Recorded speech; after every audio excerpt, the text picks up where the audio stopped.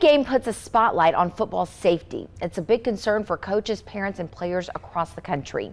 This past August, a young man here in Alabama tragically lost his life after a brain injury during a game. Your sports reporter Jonathan Hoppy takes us inside a local high school's bold new efforts to keep players safe.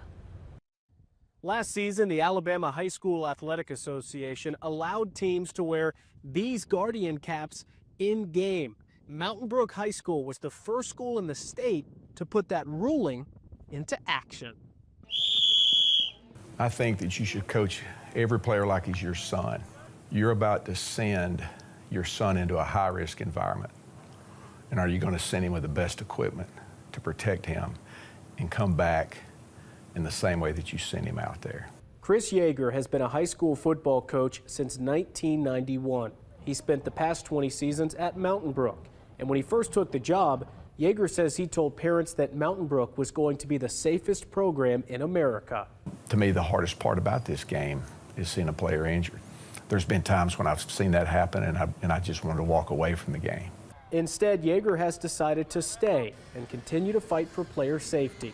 Last fall, the Spartans did something we've never seen before in Alabama. The entire Mountain Brook team wore Guardian caps in a late October game at Shades Valley. These caps have been around for 15 years, and according to NFL research, the cap can absorb 11 to 12% of the force of a hit.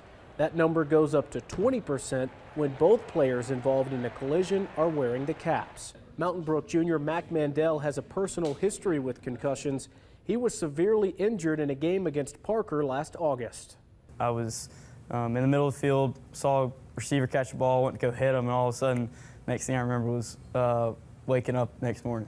Mac missed 2 weeks after that concussion. Soon after, he and some of his teammates told Coach Yeager they were interested in wearing these caps during games. So do you feel like there was a difference felt post-game with these Guardian caps versus without? That impact is where I've gotten my past 2 concussions, and that impact has felt a lot less on my head, and I've talked to several of my teammates that have agreed and said the same thing. Last August, Morgan Academy student Caden Tallier died after suffering a brain injury while playing football. Yeager says that tragic situation in Selma was on his mind. Again, I was losing sleep over that, and I thought, am I keeping my players as safe as I can keep my players? Does this device, this Guardian cap, make parents feel a little bit better about their kids playing football? I think the fact that you have coaches that are making an effort now has given parents a greater peace of mind. Now, as far as paying for these Guardian caps, Yeager tells me because they're on the helmets, they spend less per year in helmet reconditioning.